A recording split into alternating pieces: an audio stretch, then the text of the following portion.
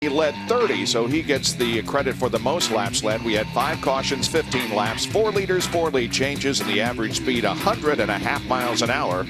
Robbie Floyd is with Rafa Matos, who now has 2 top 10 finishes on road courses this year. Even more than that, last year he had 3 top 8s. This year you have 4 top 8s. Buddy, I mean, you're starting to get things going. When I was talking to Gilles, he said your mistakes are oh so little compared to what they were at the start of the year. Yes, I think so. It was a fantastic race.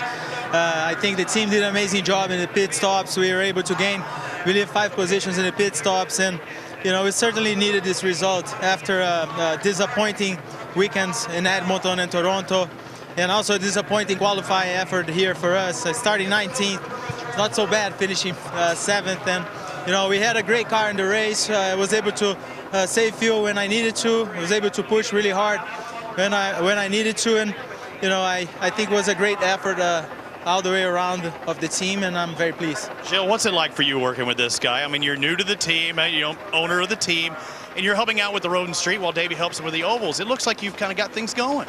Well, I mean, I think that we're evolving. You know, we're getting better and better as time goes on. I mean, we're a young operation, and you know, today was a very good day for us. I mean, Rafa was the fastest car on the racetrack, particularly at the last 10. It was great to see that. You know, had we not started so far back, we probably could have finished even better. But, you know, it's a great job today by Rafa, great job today by the team. We always made position in every pit stop, and we had probably one of the fastest cars. So we're learning, we're getting better, and hopefully we'll continue to improve. Lenny Thaxton, you know this team has a positive mindset as they make their way to Sonoma as well. And I'm with Simona Di Silvestro, and we talked to Michael Cannon earlier, and he said the telemetry went out as soon as you left the grid. How was it on your end? Yeah, it was weird. You know, they tell me that there's no telemetry, so I have to tell them the numbers the whole race. You know, they kept me pretty busy pretty much the whole race. But it worked out well. You know, our pit stops were really good. The race was really good too. You know, we're keeping up with the big teams, and I think we can be pretty happy with that. Your best finish here of 8th. Is momentum a thing that you really do feel? Yeah, for sure. You know, I think Edmonton, you were running 6th pretty much until the middle of the race. And, you know, you just kind of get that confidence that you can actually do it. And, you know, the car is getting more and more how I like it. And every change we make is really positive. So I think we're really working well together. And, you know, I really have to thank the team because they've worked their butts off. And it's just great to be part with them.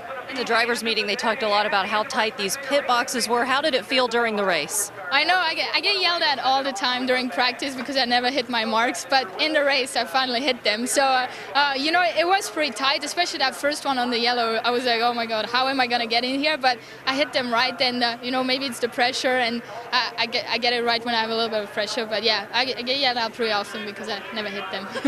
Thank you very much, Simona. Bob, a good day for her and her team. Yeah, her best career finish prior to today was a 9th at Toronto. Today she finishes in 8th position. The champagne is flowing. The crowd is making its way out of Mid-Ohio Sports Car Course, where Dario Franchitti won today.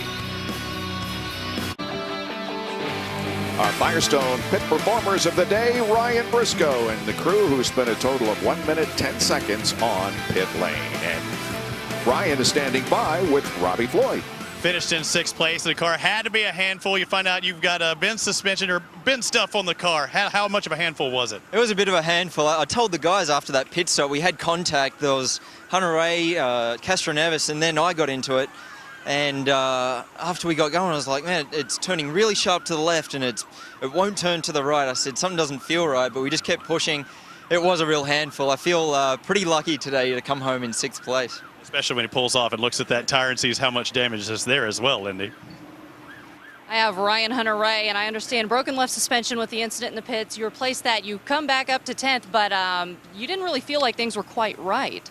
Yeah, the guys did an unbelievable job getting a piece of suspension fixed under yellow to stay on the same lap. But, yeah, the right rear toe link was still bent, and every time I turned in for the fast corners, it would over-rotate. So I had to really be careful with it. Almost lost a few times, lost it, but I had a great time coming through the traffic, and we went from like 24th, 5th, somewhere in there to 10th. So, you know, sometimes it's these performances of these days that are most important rather than the big ones when you win and stuff like that. So these guys, we dug deep, had a good day, good finish. It's disappointing. I think we had one of the better race cars out there, and we just didn't have a chance to keep it up at the front with the incident with Elio here. So unfortunate, but it's the way it goes sometimes. Ryan, thank you. Jack, over to you. Time for the final word, and it belongs to the guy that made the call. Good pit stops all day. Chris Simmons, how difficult was it to leave Dario Franchitti out for one more lap in that last stop? Well, we knew he could handle it. We knew we just had to push as far as we could to try to get by Will Power. That's who we were racing, and guys did a great job in the pits all day long, and hats off to Dario. He finally got to win on one of America's classic racing circuits. What about the decision-making process? Was it by the computer or was it by the gut? Well, we always use the computers, but it takes a little bit of gut too. And Chip was over there chewing his nails the last few laps, but pretty exciting to get through it with him. And said he didn't ever raise yet, but I did get him to go halves on a lottery ticket with me. Congratulations. Thank you Bob? very much. Okay, well, best season finishes, Dario Franchitti. Of course, it equals his best finish of the year. Tagliani had his best finish of the year. So did Matos, Di Silvestro, Baguette, and Jay Howard. And now we have one more race on a road course. That will be in 2 weeks at Sonoma, California, Infineon Raceway. And then we end the series on 4 ovals. It's going to be fun, and you will see it all here on Versus as we conclude the year. Well, coming up next, Racer TV. Be sure to tune in Saturday at 6 Eastern for our mid-season review. And join us in 2 weeks, Sunday, August 22nd at 5 o'clock Eastern for the Indy Grand Prix of Sonoma.